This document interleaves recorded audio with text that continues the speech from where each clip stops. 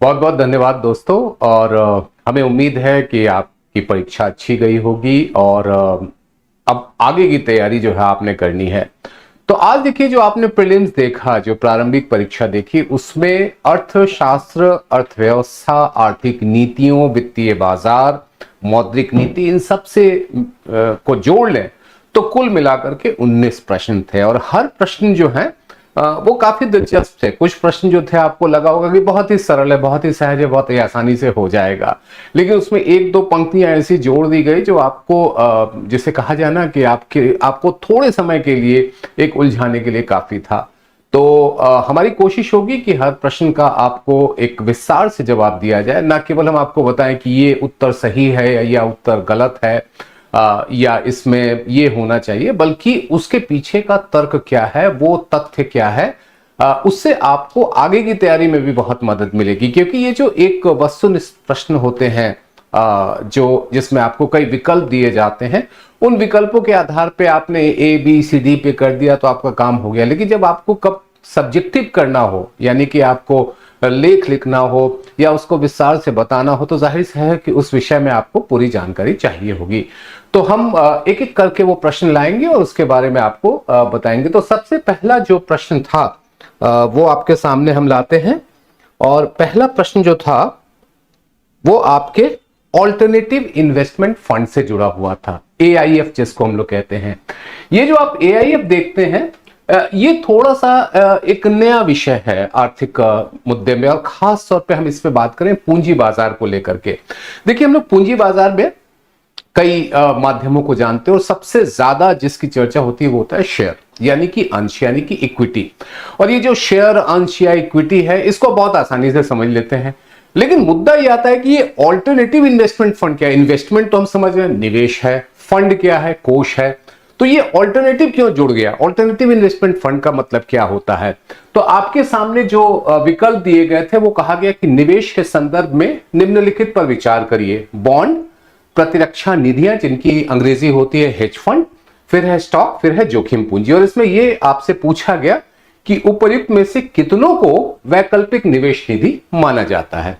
अब आपको इस प्रश्न का उत्तर समझना हो तो सेबी, यानी कि जो भारतीय प्रतिभूति निगम लिमिटेड है, वो किस तरीके से ऑल्टरनेटिव इन्वेस्टमेंट फंड को डिफाइन करती है, उसकी परिभाषा किस तरीके से देती है, वो आपको समझना जरूरी है। तो मैं आपके सामने आपकी स्क्रीन पे उस परिभाषा को लाने की कोशिश करता हूं।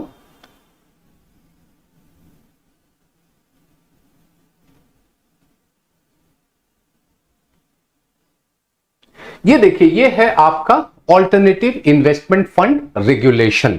और ऑल्टरनेटिव इन्वेस्टमेंट फंड रेगुलेशन को अगर आपने समझना हो तो मैं थोड़ा सा इसका आकार भी बढ़ा देता हूं। इसकी परिभाषा क्या दी गई है, और इसकी परिभाषा को अगर देखना हो तो आप ऐसे कह सकते हैं कि आखिरकार होता क्या है। और ये जो है आप इसको समझिए, इसमें क्या लिखा हुआ है कि ऑल्टरनेटिव इन्वेस्टमेंट फंड क्या है। ये एक ऐसा फंड है जो प्राइवेटली पूल्ड इन्वेस्टमेंट व्हीकल, यानी कि अलग अलग निवेशकों को के जो संसाधन होता है उसको जुटाता है। और जुटाने के बाद चाहे वो देसी हो चाहे विदेशी हो, और इसके लिए एक शब्द इस्तेमाल किया गया, सोफिस्टिकेटेड इन्वेस्टर। अब ये देखिए, ये बड़ा एक दिलचस्प शब्द है, सोफिस्टिकेटेड। देखिए, निवेशक आपने सुना होगा, लेकिन सोफिस्टिकेटेड इन्वेस्टर जो शब्द आ जाता है तो आपको थोड़ा सा लगता होगा कि अरे ये क्या है। तो दरअसल सोफिस्टिकेटेड इन्वेस्टर का मतलब ये होता है कि वो बड़ा जोखिम उठाने को तैयार होते हैं। आम निवेशक के मामले में, जैसे मान लीजिए कि आप कहीं पे निवेश करते हैं या हम कहीं पे भी निवेश करते हैं, तो हमारी कोशिश या आपकी कोशिश ये होती है कि हम जोखिम को अपने कैसे कम करें। लेकिन कुछ निवेशक ऐसे होते हैं जो बड़े पैमाने पर जोखिम उठाने को तैयार होते हैं, तो हम उन्हीं को कहते हैं आपको सोफिस्टिकेटेड इन्वेस्टर। और ये जो सोफिस्टिकेटेड इन्वेस्टर ही ये पैसा कहां लगाते हैं, तो इनको आप हेज फंड आप कहिए। हेज फंड क्या होता है? हेज फंड आपके लिए पहली बार परिभाषा आई होगी, पहली बार हो सकता है आप में से कई लोगों ने शब्द सुना होगा। हेज फंड जो है वो हेजिंग से बना है। और हेजिंग क्या होता है? हेजिंग की हिंदी होती है बाड़बंदी। बाड़बंदी को आप इस तरीके से समझिए कि जैसे कई बार आपने देखा होगा कि जो पशुधन होते हैं रखे जाते हैं गांव देहात में, और रात में जहां पर उनके लिए व्यवस्था की जाती है, उस जगह को पूरी तरह से घेर दिया जाता है, वो बाड़ लगाया जाता है। या फिर खेतों में भी आपने देखा होगा कि कई जगह खेतों में बाड़ लगाया जाता है। बाड़ क्यों लगाया जाता है? ताकि उसकी सुरक्षा हो सके। तो हेज फंड जो है ये उसी बाड़बंदी से जुड़ा हुआ, यानी कि वो ऐसे जगह पे कर रहे हैं, वो किसी ना किसी को एक सुरक्षा मुहैया करा रहे हैं। और जाहिर सी बात है कि जब आप किसी को सुरक्षा मुहैया कराते हैं तो उसकी आपको लागत जो है वो मिलती है, इसीलिए ये इनको हम लोग सोफिस्टिकेटेड फंड कहते हैं। फिर उसी तरीके से आप दूसरा इसमें अगर आप विकल्प देखेंगे, जो दूसरी बात जो कही गई है वो शब्द इस्तेमाल किया गया है, वो है आपका जोखिम पूंजी, यानी कि रिस्क कैपिटल। तो अब आपके लिए, चूंकि हमने बात क्या की, एक सोफिस्टिकेटेड इन्वेस्टर की, हमने एक सोफिस्टिकेटेड इन्वेस्टर की बात की, एक ऐसे निवेशक की बात की जो आम निवेशक से हट करके है। वो आम निवेशक जो है वो बॉन्ड और शेयर में पैसा नहीं लगाएगा, वो पैसा कहां लगाएगा, हेज फंड में, या जोखिम पूंजी की जो बात होती है। तो इसीलिए इसका सही उत्तर जो है केवल 2, ओनली 2, और इसीलिए ये उत्तर है बी। स्पष्ट है? अगर आपके मन में कोई भी प्रश्न हो जो हम जिसकी यहां पर चर्चा कर रहे हैं, आपको स्पष्ट ना हुआ हो, आपको समझ में ना आया हो, तो कृपया करके आप चैट बॉक्स में निर्माण आईएएस के यूट्यूब चैनल पे जा करके चैट बॉक्स में वो प्रश्न जो है वो आप पूछ सकते हैं, और हमारी कोशिश होगी उन प्रश्नों का जवाब देने के लिए। तो अब आप समझ गए, ये आपका अल्टरनेटिव इन्वेस्टमेंट फंड यानी कि वैकल्पिक जो निवेश निधि है वो किस तरीके से काम करती है। चलिए अब आते हैं दूसरे प्रश्न पे। दूसरा प्रश्न क्या था, रिजर्व बैंक की आय के स्रोत क्या हैं। देखिए अभी आपने महसूस किया होगा, अभी ज्यादा दिन नहीं हुए, शुक्रवार 2 दिन पहले ही आपने बड़ी खबर पढ़ी होगी कि रिजर्व बैंक ने 2.69 लाख करोड़ रुपए भारत सरकार को दिए। आपने अखबारों में कई शब्द भी पढ़े होंगे, कुछ अखबारों ने लिखा या कुछ अखबार चैनल ने चलाया कि डिविडेंड, लाभांश दिया गया, लेकिन तकनीकी तौर पर आपको याद रखना है कि रिजर्व बैंक लाभांश नहीं देता है, याद रखिएगा। अब आप पूछेंगे लाभांश क्यों नहीं देता है, आप इसको लाभांश क्यों नहीं कहना चाहते हैं? क्योंकि लाभांश जो होता है वो एक व्यावसायिक संस्था के तौर पे जो है उसको अर्जित किया जाता है और वो उसको बांटा जाता है। एक सामान्य संस्था जो कि जिसका उद्देश्य लाभ कमाना नहीं है, वो जो कुछ भी आय अपने जो सरकार है उनको देती है, वो लाभांश कैसे हो सकता है? तो बिल्कुल इस बात को याद रखिएगा कि रिजर्व बैंक लाभांश नहीं देता है। अगर ये लिखा हुआ कहीं भी मिले तो इसकी जगह पे आप पढ़िएगा अतिरेक, सरप्लस। तो सरप्लस क्या है? कमाई, यानी कि आपने 100 रुपया कमाया, आपके खर्च हुए 90 रुपए, इसमें से एक हिस्सा आपने अपने पास रखा और बाकी हिस्सा आपने सरकार को दे दिया। अब आप पूछेंगे कि एक हिस्सा आप अपने पास क्यों रख रहे हैं? इसको कहते हैं रिस्क बफर। ये रिस्क बफर क्या होता है? रिस्क बफर का मतलब यह होता है कि मान लीजिए एक अचानक ऐसी कोई परिस्थिति पैदा हो गई कि आपके देश में बहुत बड़ा संकट, हमारे देश में कोई बहुत बड़ा आर्थिक संकट पैदा हो गया। आप याद करिए कोविड के दिनों में बहुत बड़ी परेशानी आई थी। हमारे पास जो कमाई थे उसके जो रास्ते थे वो बंद हो गए थे और हमारे पास बहुत ही सीमित मात्रा में पैसे आ रहे थे। अगर ऐसी कोई परिस्थिति बनती है किसी भी देश में, बैंकिंग व्यवस्था पे, वित्तीय व्यवस्था पे प्रश्न चिन्ह आ जाता है, तो वहां पर उस जोखिम से निपटने के लिए रिजर्व बैंक के पास क्या साधन है, उसको हम लोग कहते हैं रिस्क बफर। और एक कमेटी बनी थी, बीमल जालान कमेटी, और बीमल जालान कमेटी ने सुझाव दिया कि आप कितना रिस्क बफर रख सकते हैं। तो उस समय जो सुझाव दिया गया था वो ये था कि 5 ±1.5 यानी कि 4.5 से 6% के बीच में, अधिकतम आप 6% और ज्यादा कम से कम जो है वो 4.5%। ये क्यों रखेंगे? ये इसलिए रखेंगे ताकि किसी भी जोखिम से निपटने में मदद मिले। अब चूंकि परिस्थितियां बदली हैं, समय बदला है, तो इसको बढ़ाने की जरूरत है। आप देख ही रहे हैं कि वैश्विक किस तरीके से एक जियोपॉलिटिकल टेंशन चल रहा है, वहां पर बहुत तरह के तनाव हैं, और आप ये भी समझते हैं कि आज के दिन में कोई भी देश अलग नहीं रह सकता है, वो तमाम परिस्थितियों से प्रभावित होता है। तो इसलिए रिस्क बफर को बढ़ा दिया गया, जो 7% या उससे ऊपर चला जाएगा। अब इस बढ़ाने का क्या होगा? बढ़ाने के बाद जो कुछ भी पैसा आपके पास बचेगा वो आप अतिरेक के तौर पर, दोबारा हम कह रहे हैं, डिविडेंड या लाभांश शब्द इस्तेमाल मत करिएगा, आप क्या इस्तेमाल करेंगे? अतिरेक। ठीक है? तो प्रश्न आपका क्या था कि इनमें से रिजर्व बैंक की आय का स्रोत क्या है। आपके पास चार विकल्प हैं। सरकारी बॉन्ड का क्रय और विक्रय, विदेशी मुद्रा का क्रय और विक्रय, पेंशन निधि प्रबंधन और निजी कंपनियों को ऋण देना, और एक और चीज इन्होंने जोड़ा, करेंसी नोटों का मुद्रण और वितरण।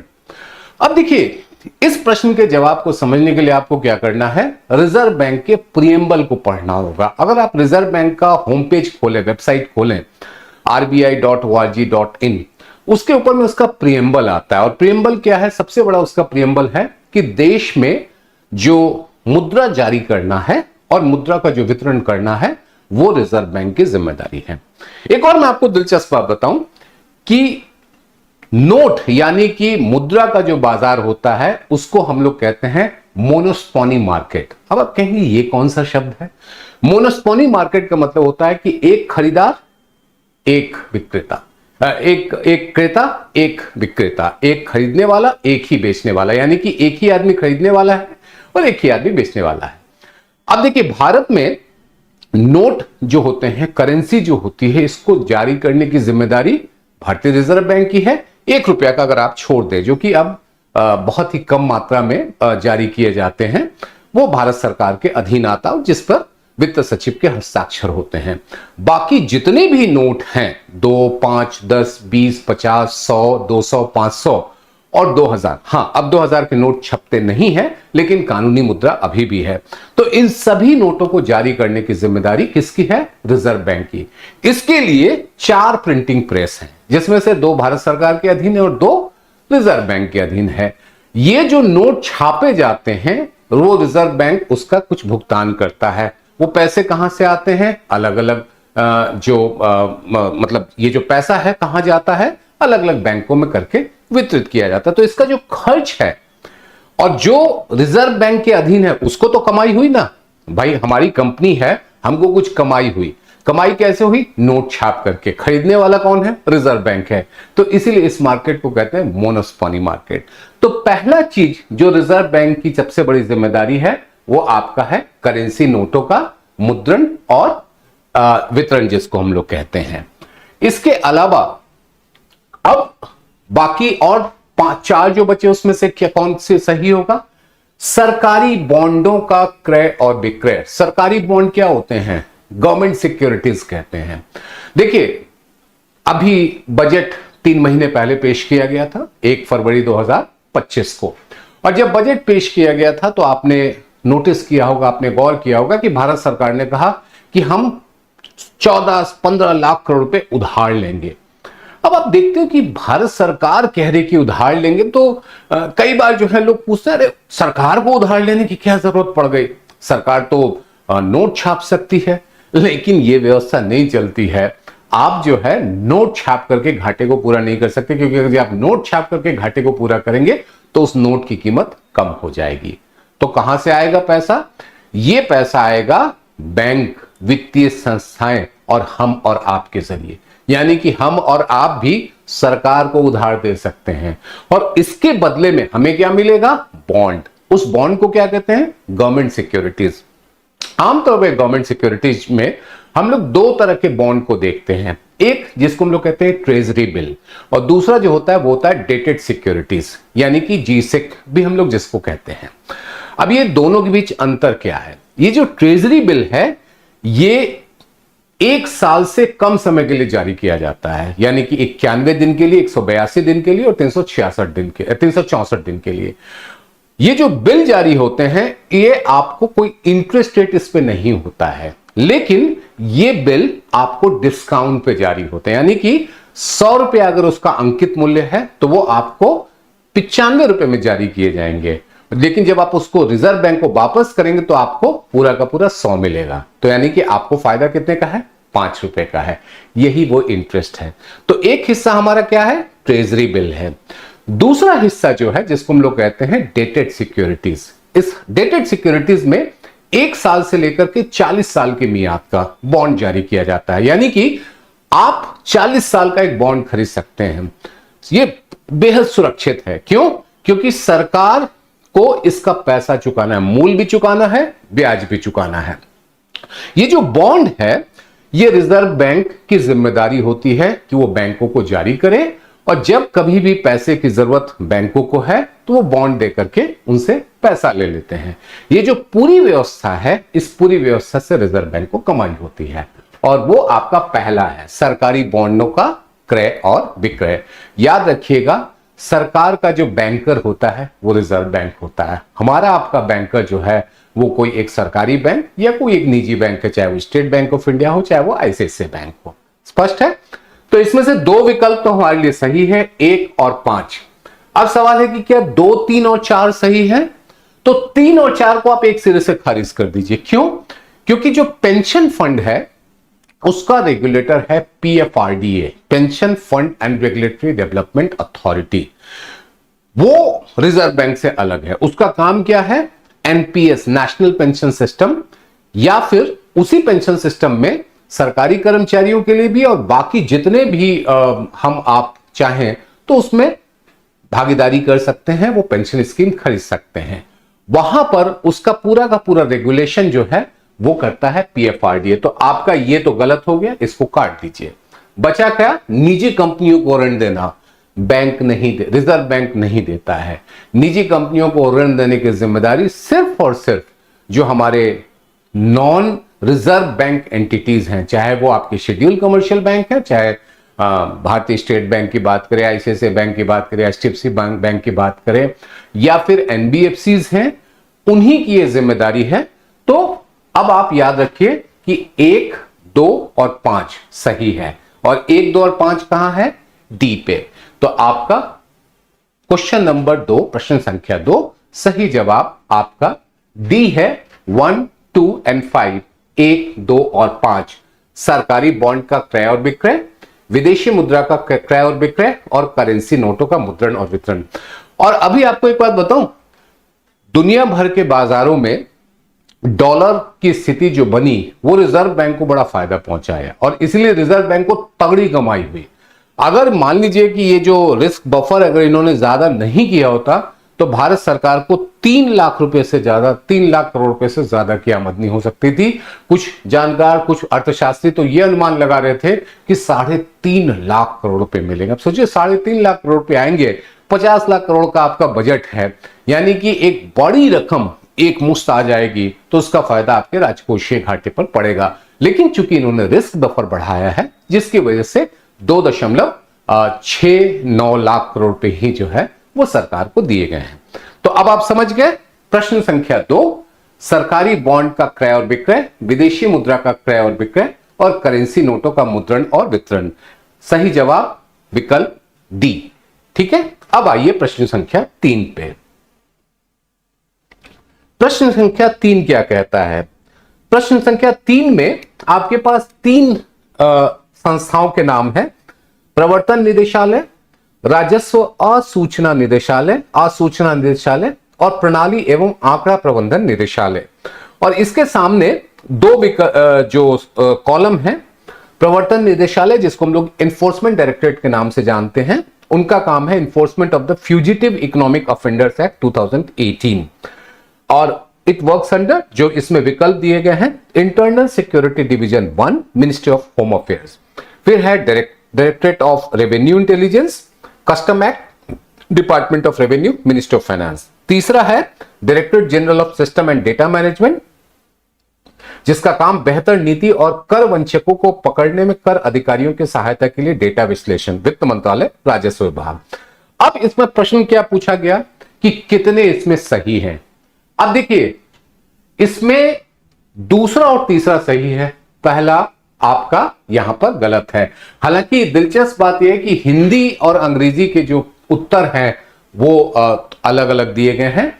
अंग्रेजी में लिखा गया, चूंकि आपको पता है कि यहां पर जब कभी भी ऐसे कोई भ्रम की स्थिति बनती है तो वहां पर अंग्रेजी में लिखे हुए को सही माना जाता है, तो हम अंग्रेजी वाले को लेकर के चलेंगे। अब डायरेक्टरेट ऑफ एनफोर्समेंट जो है, इन्होंने कहा मिनिस्ट्री ऑफ होम अफेयर, ये गलत है। डायरेक्टरेट ऑफ एनफोर्समेंट यानी कि ईडी जो है वो फाइनेंस मिनिस्ट्री के अंडर में काम करती है। तो आपका ये जो रो है ये आपका गलत है। लेकिन 2 और 3 डीआरआई जो कि रेवेन्यू के अंडर में, बिल्कुल सही है। 3 है directorate general system and data management, यह है डायरेक्ट उसमें department of revenue, ministry of finance. Number 3 जो है, तो इसका सही जवाब है आपका बी, यानी कि केवल 2, दूसरा और तीसरा सही है। अंग्रेजी वाले को आप लेकर के चलेंगे, ये जो ईडी है वो फाइनेंस मिनिस्ट्री के अंडर में काम करता है, होम मिनिस्ट्री के अंडर में नहीं करता है। तो प्रश्न देखिए आपके सामने है, अगर आप देख पा रहे हैं तो प्रश्न ये पूछा गया है कि with reference to the government of India consider the following information. ये नीचे दी गई तालिका के अनुसार दिए गए संगठन उनके कार्य और किसके अधीन कार्य करता है, इसका मिलान किया गया है। प्रत्येक पंक्ति के सत्य और असत्य की बात की गई, और प्रश्न यह है कि इनमें से कितनी जो है वो सुमेलित है, यानी कि कितने जो ये जो रोज आप देख रहे हैं, ये जो आप 1 नंबर 2 नंबर 3 नंबर के आगे जो लिखा है वो सही है कि नहीं, ये प्रश्न पूछा गया है। तो मुझे उम्मीद है नायरा आपको ये प्रश्न दिख रहा होगा, और इसका सही जवाब 2 है, यानी कि डीआरआई और DG system of data management, ये फाइनेंस मिनिस्ट्री के अंडर में है। प्रवर्तन निदेशालय वो आपका वित्त मंत्रालय में काम के तहत काम करता है, जबकि प्रश्न में होम मिनिस्ट्री लिखा था, इसीलिए इसका सही जवाब आपका बी है, केवल 2। स्पष्ट है? अब आइए अगले प्रश्न पे। अगला प्रश्न यह है कि रिजर्व बैंक ऑफ इंडिया, भारतीय रिजर्व बैंक, भारत में सभी सूचीबद्ध कंपनियों को व्यावसायिक उत्तरदायित्व और स्थिरता report, business responsibility and sustainability report प्रस्तुत करने का अधिदेश करता है। ठीक है। दूसरा है भारत में व्यावसायिक उत्तरदायित्व और स्थिरता रिपोर्ट, इसमें भी वही हिंदी में है, मैं अंग्रेजी में चला जाता हूं। A company submitting a BRSR makes disclosure in the report that are largely non financial in nature. ये 2 इसमें पूछा गया है। अब इसमें हमें यह जानना है कि सही जवाब क्या है, और सही जवाब जो इसका है, पहली बात याद रखिएगा कि सूचीबद्ध कंपनी, सूचीबद्ध कौन होती हैं? सूचीबद्ध कंपनियां किनको कहते हैं? सूचीबद्ध कंपनियां वो होती हैं जिनके शेयरों में खरीद फरोख्त किसी स्टॉक एक्सचेंज पे होता है, जैसे बॉम्बे स्टॉक एक्सचेंज पे या नेशनल स्टॉक एक्सचेंज पे, और उन सूचीबद्ध कंपनियों को नियमित करने की जिम्मेदारी, रेगुलेट करने की जिम्मेदारी सेबी की होती है। तो कोई भी एडिशनल जानकारी देनी है, कोई भी रिपोर्ट देनी है, वो सेबी उनसे कहेगा। उनका रेगुलेटर सेबी है, भारतीय प्रतिभूति एवं विनिमय बोर्ड, यानी कि security and exchange board of India. Reserve bank का काम क्या है? रिजर्व बैंक का काम मॉनेटरी सिस्टम को देखना है। मॉनेटरी सिस्टम में क्या है? ब्याज दर की दशा दिशा, जो एक नीतिगत ब्याज दर की दशा दिशा देखनी है, बैंकों के पास कितनी पूंजी होनी चाहिए, बैंकों का प्रबंधन किस तरीके का होना चाहिए, ये सारा काम जो है देखने की जिम्मेदारी वो किसके पास है? वो रिजर्व बैंक के पास है। इसीलिए यहां पर जो पहला वाला आपका विकल्प है वो सही नहीं है, केवल और केवल दूसरा विकल्प सही है। तो ये इसका प्रश्न संख्या 4, इसमें आप सही जवाब लगा सकते हैं बी, यानी कि केवल दूसरा।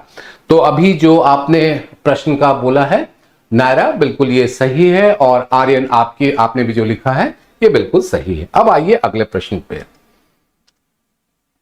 अगला प्रश्न है, निम्नलिखित कथनों पर विचार करिए। भारत में ग्रामीण क्षेत्रों में कुक्कुट पालन और ऊन उत्पादन जैसे संवर्गीय कृषि कार्यकलाप से प्राप्त आय को किसी भी कर से छूट प्राप्त है। कथन 2, भारत में आयकर अधिनियम 1961 के उपबंधों के अधीन ग्रामीण कृषि भूमि को पूंजीगत परिसंपत्ति नहीं माना जाता है। हमारे पास जो प्रश्न पूछा गया वो था, उपर्युक्त कथनों के बारे में कौन सा एक सही है? पहला है कथन 1 और कथन 2 दोनों सही है, तथा कथन 2 कथन 1 की व्याख्या करता है। दूसरा है कथन 1 और कथन 2 दोनों सही है, किंतु कथन 2 कथन 1 की व्याख्या नहीं करता है। तीसरा है कथन 1 सही है किंतु कथन 2 सही नहीं है, और चौथा है कथन 1 सही नहीं है और किंतु कथन 2 सही है। अब इसको अगर आपको समझना हो तो आपके लिए मैं कुछ नोट जो है वो दिखाना चाहूंगा, उसके बाद इस पे ऊपर हम चर्चा करेंगे। सबसे पहले आप स्टेट लिस्ट को याद करिए। जो संविधान की जो 7वीं अनुसूची है उसमें जो स्टेट लिस्ट दिया हुआ है उसको ध्यान दीजिए। तो स्टेट लिस्ट में एंट्री नंबर 46 पे आइए। एंट्री नंबर 46 जो सूची में 46 है, और अगर आप इस 46 को देखें तो लिखा हुआ है टैक्सेस ऑन एग्रीकल्चर इनकम। ये आपका स्टेट लिस्ट का एंट्री नंबर 46 है, याद रखिएगा। अभी जो एंट्री नंबर 46 है ये क्या कहता है कि कृषि से होने वाली आय पर कर लगाने का अधिकार राज्यों को है। बिल्कुल स्पष्ट है। अब आइए उसके पहले के प्रश्न पर, और उसका पहला जो प्रश्न है आयकर कानून को लेकर के है। और आयकर कानून में जो एग्रीकल्चर इनकम है उसको लेकर के बात कही गई है। अगर आप देखें जो कि आयकर कानून में के जो संविधान के अनुच्छेद में दिया गया है, और आयकर कानून की धारा 2 उपधारा 1A इसमें अगर आप जाएंगे तो आपको और स्पष्ट होगा। यहां पे क्या कहा गया है? यहां पे यह कहा गया है कि कृषि से होने वाली आय पर, गौर करिएगा ये शब्द ध्यान देने की चीज है, कृषि से होने वाली आय पर कर नहीं लगेगा। ठीक है। अब सवाल ये उठता है कि कृषि से होने वाली आय का मतलब क्या है? तो कृषि से होने वाली आय का मतलब यहां पर यह है कि जो आप जमीन जोतते हैं उससे जो आपके पास फसल आई, उस फसल को आपने बेचा, वो आपके कृषि की आय है। वो जमीन जो अगर आपने मान लीजिए कि कोई और उस पर खेती कर रहा है, उससे जो आपको रेंट मिला वो कृषि की आय है। लेकिन इससे इतर जो गतिविधियां होंगी, यानी कि आप गांव में ही हैं, खेती बाड़ी के अलावा कृषि से जुड़े हुए कुछ और गतिविधियां कर रहे हैं, जैसे कुक्कुट पालन, यानी कि जैसे हम जिसको कहते हैं मुर्गी पालन जिसको कहते हैं, या पशुपालन जो कहते हैं, उसको किस तरीके से देखा जाए, तो वो चीज जो है यहां पर आपके लिए गौर करने की चीज है। और यहां पर जो आपका प्रश्न पूछा गया है वो यही पूछ रहा है ना। इस प्रश्न को गौर से देखिए। उन्होंने क्या कहा है? भारत में ग्रामीण क्षेत्रों में कुक्कुट पालन और ऊन उत्पादन जैसे संवर्गीय कृषि कार्यकलाप से प्राप्त आय को किसी भी कर, यानी कि यहां पर मूल रूप से आयकर की बात है, उससे छूट मिली हुई है। तो ये जो है ये गलत है। क्यों? मैंने बार बार कहा ना आपसे कि ये कृषि के इतर की गतिविधियां कृषि आधारित हो सकती हैं, लेकिन कृषि की गतिविधियां नहीं होंगी। यानी कि आप गांव में रह रहे हैं, आप जमीन पे आपने जमीन का एक छोटा सा टुकड़ा, जिसका आप जमीन का इस्तेमाल खेती बाड़ी के लिए, आप किसी फसल के उत्पादन के लिए, साग सब्जी के उत्पादन के लिए नहीं कर रहे हैं, बल्कि आप किस चीज के लिए कर रहे हैं कि वहां पर आपने मान लीजिए एक शेड बना दिया, और वहां पर शेड बनाने के बाद वहां पर मुर्गी पालन में आप जुट गए, या फिर आपने भेड़ पाली और भेड़ पालने के बाद उनके ऊन उतारे और वो बाजार में आपने बेचा, तो उससे आपको जो कमाई होगी वो कृषि आधारित गतिविधियों से प्राप्त आय मानी जाएगी, कृषि आय नहीं मानी जाएगी। ये अंतर जो है, अगर आपको इसको समझना हो तो आयकर कानून 1961 की धारा 2 उपधारा 1A पे आप जाएंगे तो आपको साफ तौर पर पता चलेगा कि कृषि आधारित आय का मतलब क्या होता है। अब आइए दूसरा प्रश्न। दूसरा मुद्दा क्या था कि कृषि आय पर आयकर। अब चूंकि हमारी जो 7वीं अनुसूची में कृषि के जो आय है उस पर कर लगाने का अधिकार राज्य सरकार को है, और यही पे एक व्यवस्था यहां पर संविधान यह भी कहता है कि एक ही विषय पर 2 बार कर नहीं लगाया जा सकता, जिसको हम लोग कहते हैं अंग्रेजी में डबल टैक्सेशन अवॉइडेंस, यानी कि एक पर आप 2 बार कर नहीं लगा सकते। इसको आप ऐसे समझ सकते हैं कि अगर किसी ने कोई गुनाह किया तो उसी गुनाह के लिए 2 बार उसको सजा नहीं मिल सकती है। हाँ, आप कहिएगा कि कर देना क्या गुनाह है? बिल्कुल नहीं। मैंने बोलचाल की भाषा में आपको उदाहरण दिए हैं, तो कृपया करके करदाता को गुनाहगार ना समझिए और कर देने को गुनाह ना समझिए। मैंने आपको उदाहरण के तौर पर कहा है। तो अब जब उस पर कर राज्य सरकार नहीं लगा सकती है तो फिर केंद्र सरकार कैसे लगाएगी? ये एक व्यवस्था हमारे संविधान में दिया गया है।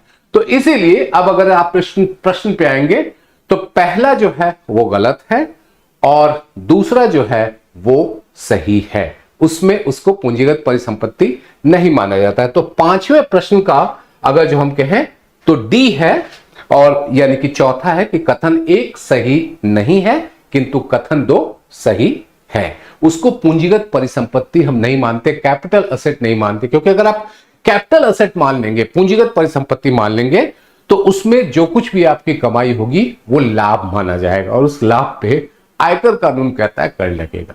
इसीलिए लाभ ना कहा जाए उसको ध्यान में रखते हुए यह व्यवस्था की गई। स्पष्ट है? यह था आपका प्रश्न संख्या 5, सही जवाब डी, और इसमें से ये उसका एक व्याख्या, एक विस्तार जो है वो किया गया था। अब आइए प्रश्न संख्या 6 पे। प्रश्न संख्या 6 क्या कह रहा है?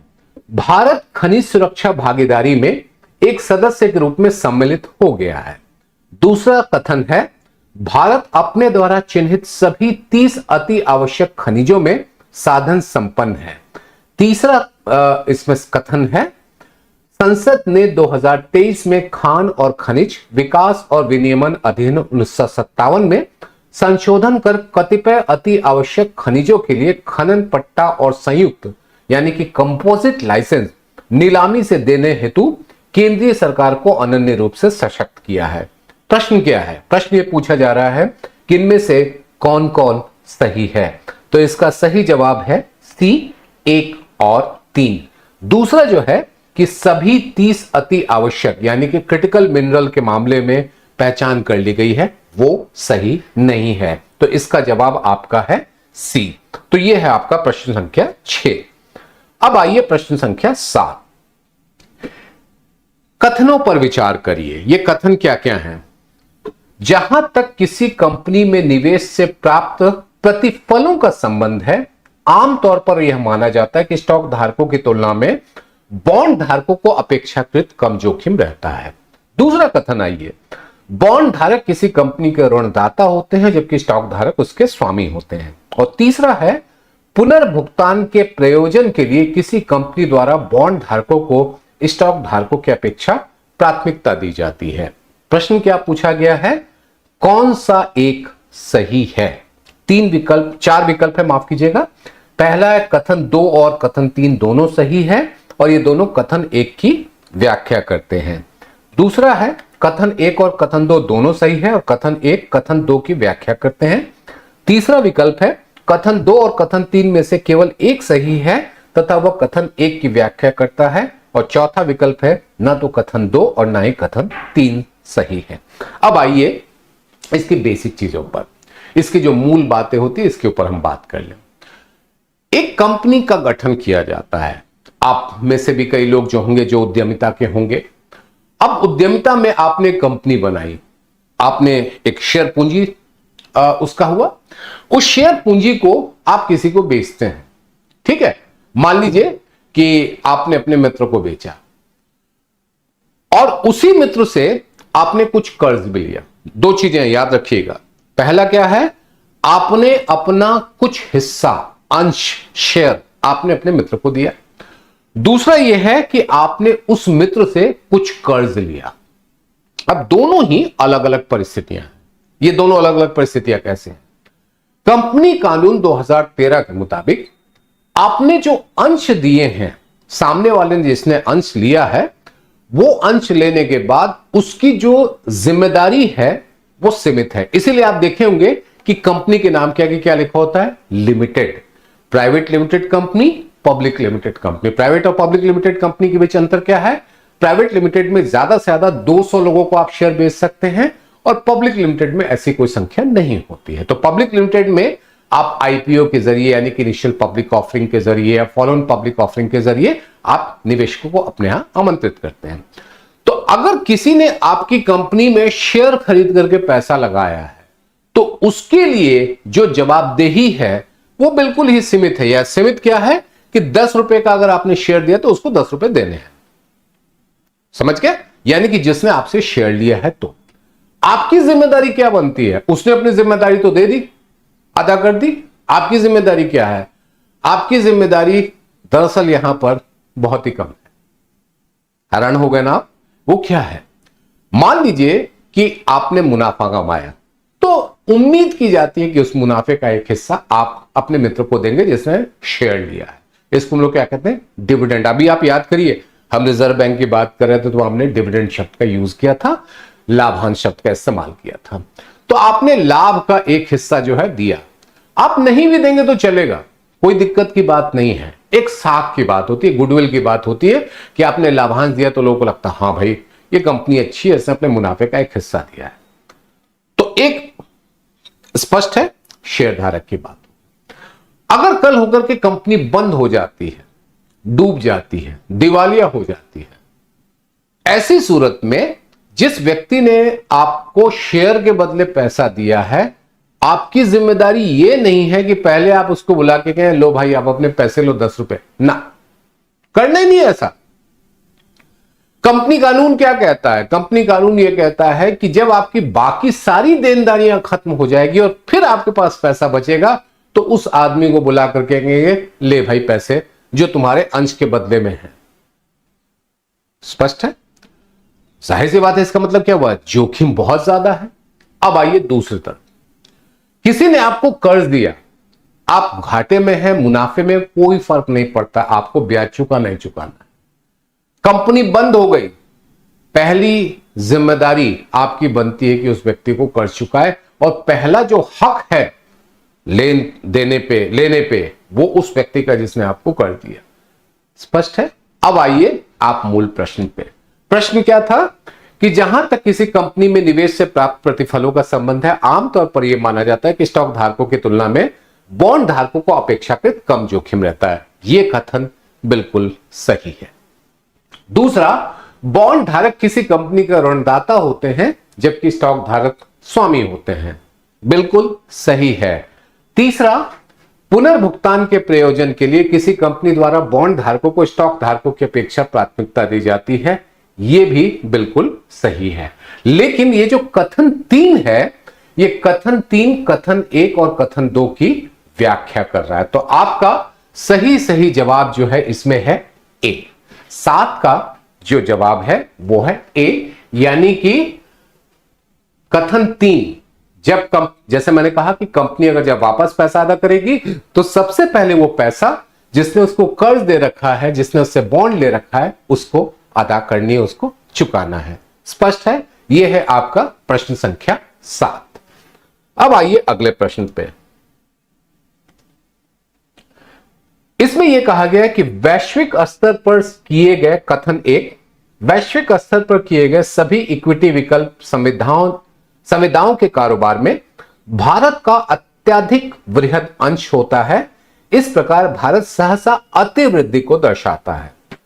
हाल के विगत समय में भारत का स्टॉक बाजार तेजी से बढ़ा है, यहां तक कि उसने एक समय इसमें हांगकांग को भी पीछे छोड़ दिया। तीसरा कथन है, छोटे निवेशकों को या तो विकल्प व्यवहार जोखिमों की चेतावनी देने या इस विषय में अपंजीकृत वित्तीय सलाहकारों पर कार्रवाई करने के लिए कोई नियामक निकाय नहीं है। प्रश्न क्या है? इनमें से कथन में से कौन कौन से सही है? केवल 1 और 2, केवल 2 और 3, केवल 1 और 3 या फिर 1, 2 और 3? थोड़ा सा आपको विस्तार से हम इसके बारे में बताते हैं। यह जो प्रश्न पूछा गया है इसका संदर्भ यह समझिए कि पिछले दिनों सेबी ने एक रिपोर्ट जारी की और उस रिपोर्ट में यह कहा गया कि भारत में ये जो वायदा कारोबार है, यानी कि कल क्या कुछ हो सकता है उस अनुमान पर सौदा करना, उसमें लोग काफी बड़े पैमाने पर पैसा लगा रहे हैं। गलत क्या है? कोई भी गलत नहीं है। माध्यम कानूनी तौर पर पंजीकृत है, सही है, आप पैसा लगाइए। लेकिन एक वॉरेन बफेट, जिनका आपने नाम सुना होगा कि दुनिया के सबसे बड़े शेयर बाजार के निवेशक हैं, उन्होंने एक बहुत अच्छी बात कही थी कि जिसके बारे में आपको समझ ना हो वहां पैसा मत लगाइए। सेबी ने इसी के आधार पर एक अध्ययन किया कि भाई लोगों ने इतने पैसे लगाए हैं, फायदा हो रहा है कि नहीं हो रहा है। तो पता चला कि उसमें से 10 में से 9 लोगों को फायदा नहीं हो रहा है, 1 को फायदा हो रहा है, 9 घाटे में। और इसी आधार पर ये जो पहला कथन आप जो देख रहे हैं वो ये कहा गया कि वैश्विक स्तर पर किए गए सभी इक्विटी विकल्प संविदाओं के कारोबार में भारत का अत्यधिक वृहद अंश होता है। इस प्रकार भारत सहसा अति वृद्धि को दर्शाता है। अंग्रेजी में आपको मैं बोल दूं, India account for a very large portion of all equity options contract traded globally, thus exhibiting a great boom. यही है आपका वायदा कारोबार, फ्यूचर एंड ऑप्शन। तो ये बिल्कुल सही है, बहुत पैसा लोगों ने लगाया। दूसरा ये है कि इसका नतीजा ये हुआ कि हमारा कुल कारोबार जो है वो बहुत तेजी से बढ़ गया और हमने हांगकांग, जो कि हांगकांग, सिंगापुर, ये जो है वो फाइनेंशियल सेक्टर माने जाते हैं, हमने इनको भी पीछे छोड़ दिया। लेकिन तीसरी बात जो थी कि भाई इनके ऊपर कोई नजर रखने वाला नहीं है और ना ही हमको कोई ये जो नॉन रजिस्टर्ड जो एंटिटीज होती हैं इनसे बचाने वाला कोई है, ये गलत है। यानी कि 1 और 2 सही है और तीसरा आपका गलत है। तो इनमें से कौन कौन सा सही होगा? तो आपका सही जवाब है ए, यानी कि प्रश्न संख्या 8 सही जवाब है ए। स्पष्ट है? कोई भी प्रश्न हो कृपया करके आप निर्माण आईएएस के YouTube चैनल के चैट बॉक्स में जाकर के आप ये सवाल हमसे पूछ सकते हैं। आइए अगला प्रश्न पे। अगला प्रश्न है कि कौन सा ये कथन सही है? चक्रीय अर्थव्यवस्था ग्रीन हाउस गैसों के उत्सर्जन को कम करती है। दूसरा है चक्रीय अर्थव्यवस्था आगत के रूप में कच्चे माल के प्रयोग को कम करती है। और तीसरा है चक्रीय अर्थव्यवस्था उत्पादन प्रक्रिया में अपव्यय को कम करती है। प्रश्न हमसे पूछा गया है, उपर्युक्त कथनों के संदर्भ में निम्नलिखित में कौन सा एक सही है? कथन 2 और कथन 3 दोनों सही है और ये दोनों कथन एक की व्याख्या करते हैं। दूसरा है कथन 2 और कथन 3 दोनों सही है, किंतु उनमें से केवल एक कथन एक की व्याख्या करता है।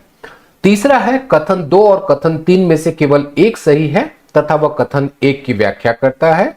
और चौथा है ना तो कथन 2 और ना ही कथन 3 सही है। अब आइए इसके विस्तार पे इसकी थोड़ी सी समझ लीजिए, इसकी पृष्ठभूमि को समझ लीजिए। चक्रीय अर्थव्यवस्था, इसको हम लोग कहते हैं सर्कुलर इकोनॉमी। सर्कुलर इकोनॉमी क्या होता है? सर्कुलर इकोनॉमी जैसा नाम से स्पष्ट है, सर्कुलर एक चक्र बना हुआ है।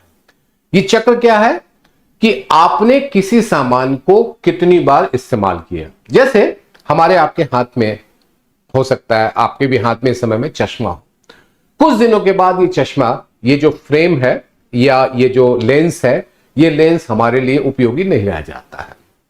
तो हम क्या करते हैं, डॉक्टर से चेकअप कराते हैं, फिर डॉक्टर में बोलता है कि नहीं आपका पावर बढ़ गया है, आपको नया लेंस लेना है। तो प्रश्न ये उठता है कि इस लेंस का क्या होगा? क्या इस लेंस को मतलब फेंक दिया जाए यूं ही? या मान लीजिए कि आपके पास कलम है, इस कलम में अगर इंक खत्म हो जाती है, स्याही खत्म हो जाती है, जो लीड होता है, जो इसका रिफिल होता है, वो स्याही खत्म हो जाए तो आप इसको फेंक देते हैं। अब प्रश्न ये उठता है कि इसको फेंकने पे क्या होगा? फेंकने पे ठीक है, वो आपको चला जाएगा कूड़े में, कुछ समय के बाद उसको कहीं दबा दिया जाएगा, जैसे दिल्ली में गाजीपुर है या ऐसे कई शहरों में जो जहां पे कूड़े के हैं वहां पर वो जमा होगा, काफी समय लगेगा इसका, फिर धीरे धीरे ये डिकम्पोज हो जाएगा और फिर ये मिट्टी में मिल जाएगा, लेकिन इसमें समय लगता है। अब इसी से बचने के लिए क्या उपाय है कि क्या इसको हम लोग दोबारा इस्तेमाल कर सकते हैं? यानी कि ये जो फ्रेम है, इस फ्रेम को या ये जो आपका ग्लास है, इस ग्लास को क्या हम दोबारा इस्तेमाल कर सकते हैं, या हम इसको इस तरीके से इसको एक बार नष्ट कर दें और इससे जो हमारे पास जो एक चूर्ण मिले या कुछ ऐसा पाउडर बने, हम उसके जरिए कुछ नया सामान तैयार कर लें, या फिर उसी का इस्तेमाल हम एक नया लेंस बनाने में कर लें। ये जो पूरी व्यवस्था, इसको हम लोग कहते हैं सर्कुलर इकोनॉमी, चक्रीय अर्थव्यवस्था। और आज के समय में जब देश में, दुनिया में कूड़े का जो संकट है, कूड़े की जो समस्या वो काफी बड़ी हो गई है, तो हमारे लिए सर्कुलर इकोनॉमी का महत्व और बढ़ जाता है। और अभी आपने गौर किया होगा कि जैसे दिल्ली में कहते हैं कि 15 साल से पुरानी गाड़ियां नहीं चलेंगी। आखिरकार वो जब गाड़ी 15 साल हो जाएगी तो क्या करेंगे? उस गाड़ी को यूं ही खड़ी कर देंगे, सड़क के किनारे खड़ी कर देंगे या घर में आप खड़ी कर देंगे, उसका तो कोई मतलब नहीं है। तो अब यह है कि उस गाड़ी से जो स्टील निकला या एल्यूमिनियम या कोई भी सामान निकला, क्या उसको हम लोग रिसाइकिल करने की स्थिति में? तो हमारे पास एक पॉलिसी जिसको हम लोग कहते हैं vehicle scrappage policy. Vehicle scrappage policy के जरिए उसको रिसाइकिल, उसी गाड़ी के अलग अलग जो हमारे पास कंपोनेंट निकलते हैं उसका पुनर्इस्तेमाल हो सकता है। यह व्यवस्था कहलाती है चक्रीय अर्थव्यवस्था। और इस चक्रीय अर्थव्यवस्था में क्या होता है, तो इन्होंने तीन जो आपके सामने प्रश्न रखा है कि चक्रीय अर्थव्यवस्था ग्रीन हाउस गैसों के उत्सर्जन को कम करती है, चक्रीय अर्थव्यवस्था आगत के रूप में कच्चे माल के प्रयोग को कम करती है, चक्रीय अर्थव्यवस्था उत्पादन प्रक्रिया में अपव्यय को कम करती है। इसका सही जवाब है ए। यानी कि ये जो आप देख रहे हैं कि कथन 2 और कथन 3 दोनों सही है और कथन 1 जो है वो उसकी व्याख्या करता है। स्पष्ट है? ये आपका हो गया सर्कुलर इकोनॉमी के बारे में। अगर आपके मन में कोई भी प्रश्न हो, जरूर आप निर्माण आईएएस के चैट बॉक्स में जाके आप ये प्रश्न पूछ सकते हैं। अब आइए अगला प्रश्न। अगला प्रश्न है capital receipts create a liability और कॉज अ रिडक्शन, यानी कि पूंजीगत प्राप्तियां देयता का सृजन करती है या सरकार की परिसंपत्तियों में कमी लाती है। दूसरा है उधार ग्रहण और विनिवेश पूंजीगत प्राप्तियां हैं। तीसरा है ऋणों पर प्राप्त ब्याज सरकार की देयता का सृजन करती हैं। प्रश्न पूछा गया है इनमें से कौन कौन सही है। तो अब इसमें से जो सही है वो आपके लिए 1 और 2 है, यानी कि इसका सही विकल्प जो होगा वो 1 होगा। यानी कि पूंजीगत प्राप्तियां जो हैं वो सरकार के लिए एक लायबिलिटी क्रिएट करती हैं और जो कुछ भी सरकार की परिसंपत्ति यानी कि जो असेट है उसमें कमी लाती हैं। उधार ग्रहण यानी कि जैसे राजकोषीय घाटे को पाटने के लिए सरकार जो बाजार से उधार लेती है उसको हम लोग कैपिटल रिसीट यानी कि पूंजीगत प्राप्तियां कहते हैं। और विनिवेश यानी कि डिसइन्वेस्टमेंट, विनिवेश यानी कि डिसइन्वेस्टमेंट के जरिए जो सरकारी कंपनियां हैं जिनका मालिकाना हक सरकार के पास है उसका एक हिस्सा जो बेचती हैं वो आपका कैपिटल रिसीट है। तो 1 और 2 सही है, तीसरा सही नहीं है। तो यहां पर आपका सही विकल्प है केवल 1 और 2। ठीक है, यानी कि ए। यह है प्रश्न संख्या 10। अब आइए प्रश्न संख्या 60 के ऊपर। मैंने आपसे शुरू में कहा था कुल मिलाकर के जो 100 प्रश्न हैं इनमें से 19 प्रश्न जो हैं वो अर्थशास्त्र, अर्थनीति, मौद्रिक नीति, वित्तीय नीति इन सबसे जुड़ी हुई है और हम उन्हीं की चर्चा कर रहे हैं।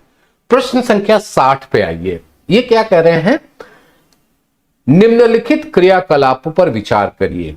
कच्चे तेल का उत्पादन, पेट्रोलियम का परिष्करण, संग्रहण और वितरण, पेट्रोलियम उत्पादों का विपणन और विक्रय और प्राकृतिक गैस का उत्पादन।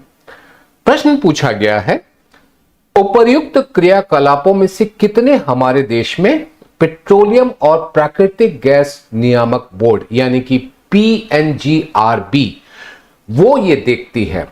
और यहां पर आपके पास सही जवाब जो है वो आपका सी है। याद रखिएगा कि जो पेट्रोलियम और जो petroleum natural gas regulatory board जो PNRGB है, पेट्रोलियम और प्राकृतिक गैस नियामक बोर्ड जो है वो 3 गतिविधियां देखती हैं। इसमें से ओनली 3 जिसको हम लोग कह रहे हैं वो आपका refining, storage and distribution of petroleum, marketing and sale of petroleum product और प्रोडक्शन ऑफ क्रूड ऑयल, यानी कि कच्चे तेल का उत्पादन, पेट्रोलियम का परिष्करण, संग्रहण और वितरण और पेट्रोलियम उत्पादों का विपणन और विक्रय। ये जो है वो पेट्रोलियम और प्राकृतिक गैस नियामक बोर्ड का है। ये केवल 3 है। तो आपके प्रश्न संख्या 60 का सही जवाब है सी। अब आइए प्रश्न संख्या 61। और ये सच मानिए ये थोड़ा सा एक जिसको कहते हैं ना उलझाने वाला प्रश्न था। ये उलझाने वाला कैसे था ये मैं आपको बताता हूं। प्रश्न को गौर से पढ़िएगा। मान लीजिए सरकार का राजस्व व्यय 80,000 करोड़ रुपए है और सरकार का राजस्व प्राप्ति 60,000 करोड़ रुपए है। सरकारी बजट 10,000 करोड़ के उधार ग्रहण और 6,000 करोड़ के ब्याज भुगतान को भी प्रदर्शित करता है। इनमें से कौन कौन से कथन सही हैं? रेवेन्यू डेफिसिट 20,000 करोड़ रुपए है, राजकोषीय घाटा 10,000 करोड़ रुपए है और प्राथमिक घाटा 4,000 करोड़ रुपए है। ये 3 आपके पास शब्द आ रहे हैं। राजस्व घाटा फिस्कल डेफिसिट, राजस्व घाटा रेवेन्यू डेफिसिट, राजकोषीय घाटा फिस्कल डेफिसिट और प्राथमिक घाटा आपका हो गया प्राइमरी डेफिसिट। इसके लिए आपको बजट का एक डॉक्यूमेंट देखना है। तो मैं आपके सामने वो डॉक्यूमेंट रखता हूं।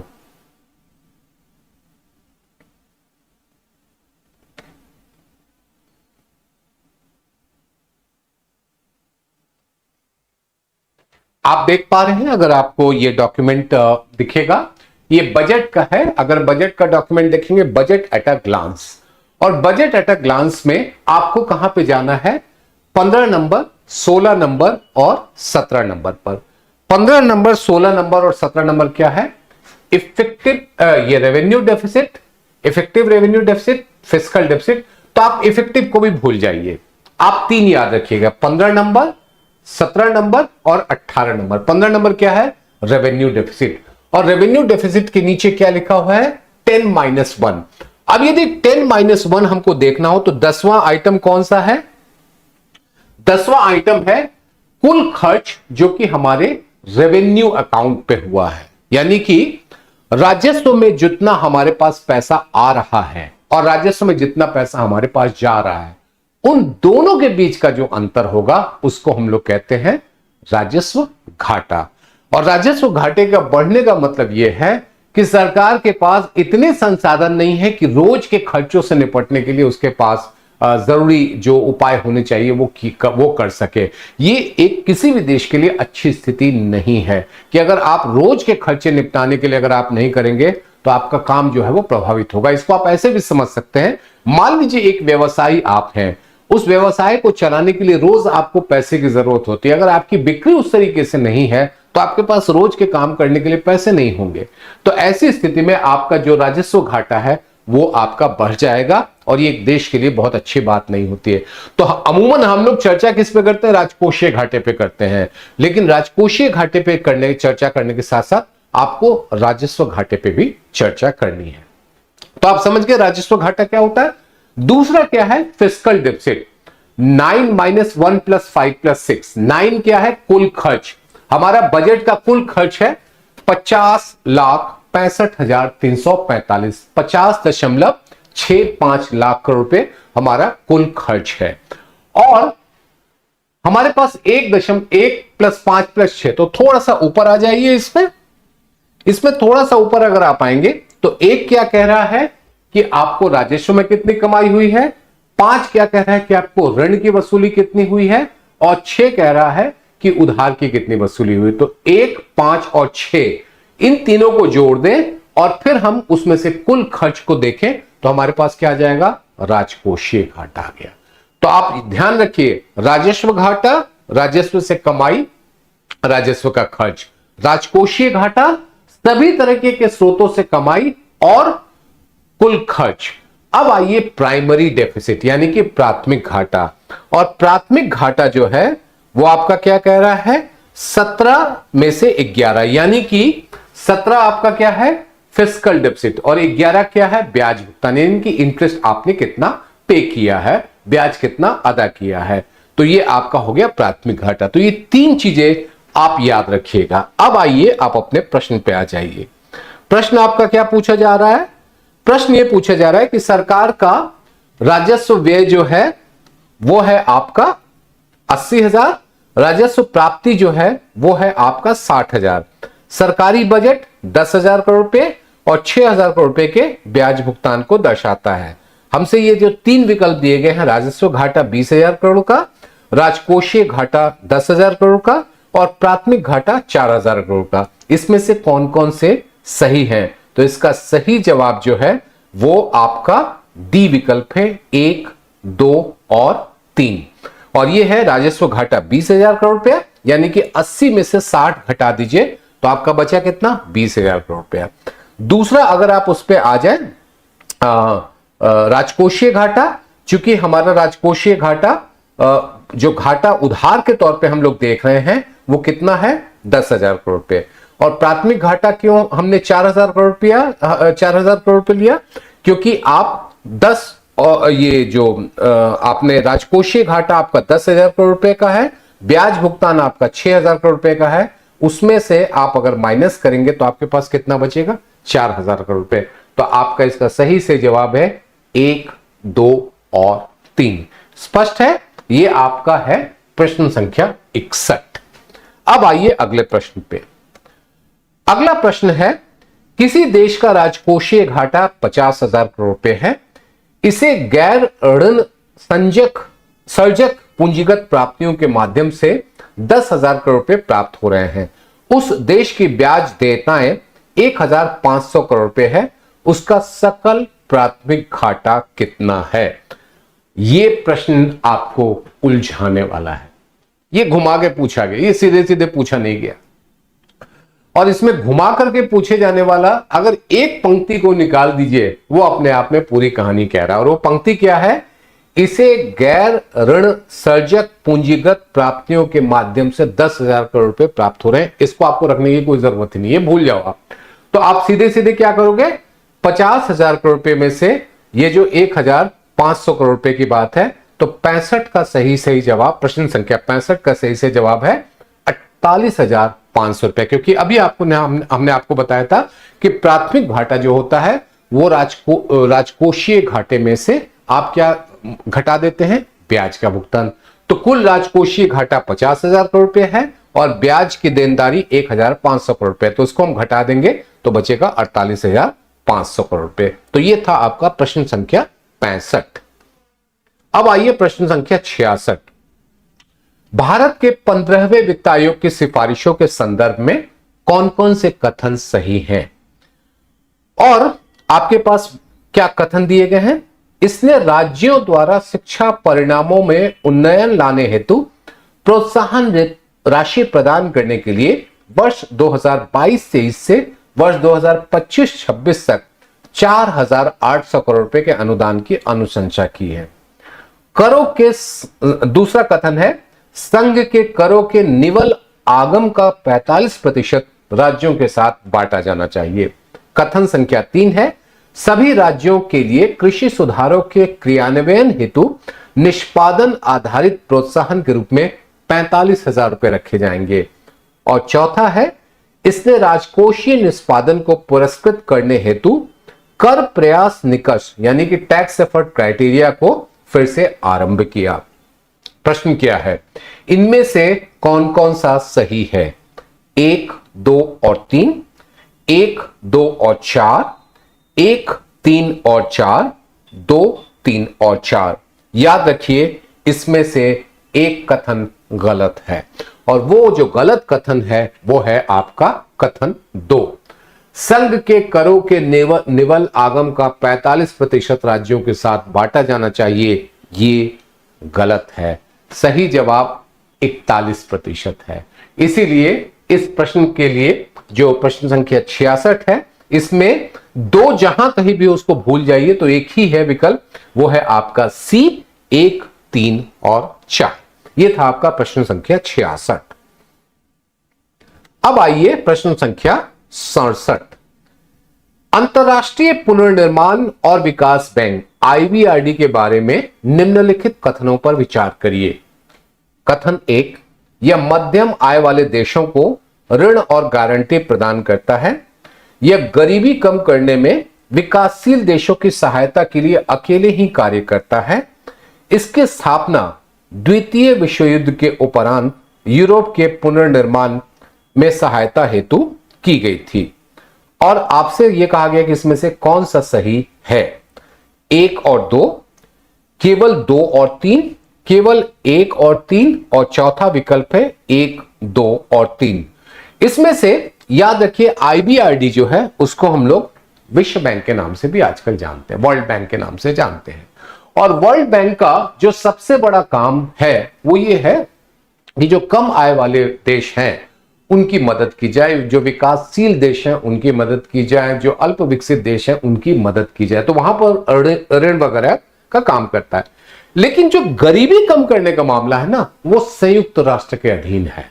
जो संयुक्त राष्ट्र की संस्था UNDP है उसके अधीन में है। तो इसीलिए इसमें से जो दूसरा कथन है वो सही नहीं और तीसरा कथन बिल्कुल सही है। द्वितीय विश्व युद्ध के उपरांत यूरोप के पुनर्निर्माण की सहायता के लिए की गई थी। तो इसमें से 1 और 3 यानी कि 67 का अगर आप देखेंगे तो विकल्प पे आप जाइए 3, सी पे जाइए, 1 और 3 वो सही है। अब आइए प्रश्न संख्या 68। RTGS real time gross settlement, NEFT जिसमें हम लोग ट्रांसफर करते हैं, पैसा ट्रांसफर करते हैं, RTGS और NEFT ये दोनों ही ऐसे सिस्टम है जिस सिस्टम में आपको पैसा आप ट्रांसफर कर सकते हैं बैंकिंग माध्यमों के जरिए। इसी को लेकर के हमारे पास 3 कथन है। आरटीजीएस में भुगतान उसी समय हो जाता है जबकि एनईएफटी के भुगतान में कुछ समय लगता है। आरटीजीएस में ग्राहकों से आवक लेन देन के लिए प्रभार लिया जाता है जबकि एनईएफटी में ऐसा नहीं होता है। तीसरा कथन है आरटीजीएस के लिए कतिपय दिनों के प्रचालन के परे सीमित प्रचालन के घंटे सीमित हैं जबकि एनईएफटी में ऐसा नहीं है।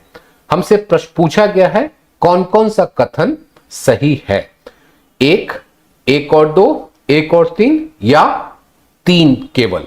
और इसका सही जवाब है ए, यानी कि भुगतान आरटीजीएस में उस समय हो जाता है जबकि एनईएफटी के मामले में कुछ समय लगता है। दोनों में ध्यान रखिएगा एक सीमा का अंतर है, 2 लाख रुपया।